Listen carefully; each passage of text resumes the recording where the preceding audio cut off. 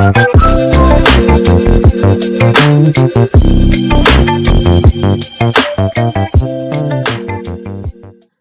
welcome once again to our channel Bioholic with your Friday educator Olivia. Today I'm going to start a new chapter, that is the locomotion and movement. And in this class I will introduce you what is the locomotion and what is movement and what is the difference between these two, and also I will tell you about the muscles and the different types of muscles. Okay, so let's start.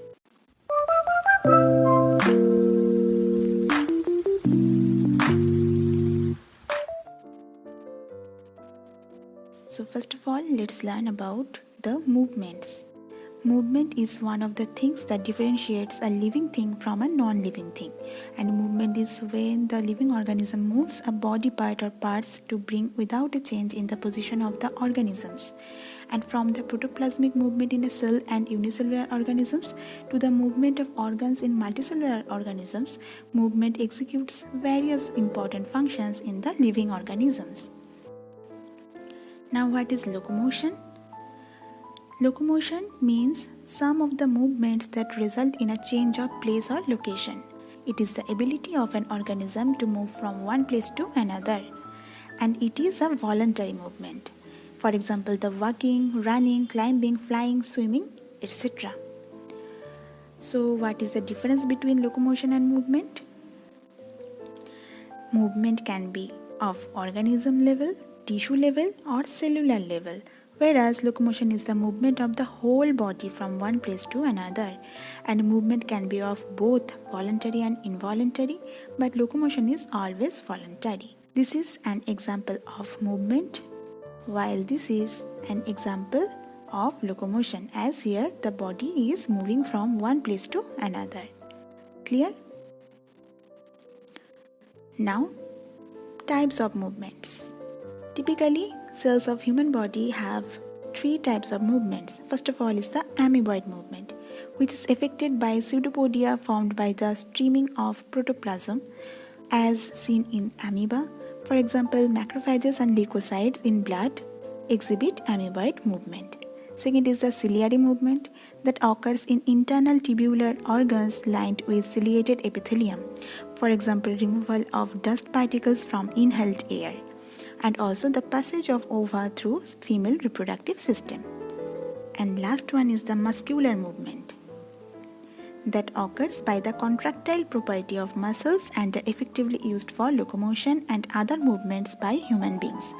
For example, movement of our limbs, jaws, tongue, etc. that require muscular movement. Now, what is meant by muscle? Muscle is a group of muscle tissues which contract together to produce a force. A muscle consists of fibers of muscle cells surrounded by protective tissue bundled together many more fibers, all surrounded in a thick protective tissue. A muscle uses ATP to contract and shorten, producing a force on the objects it is connected to. And anatomically, an adult human has 650 to 840 muscles in the body. And origin of the muscle tissue is the mesoderm.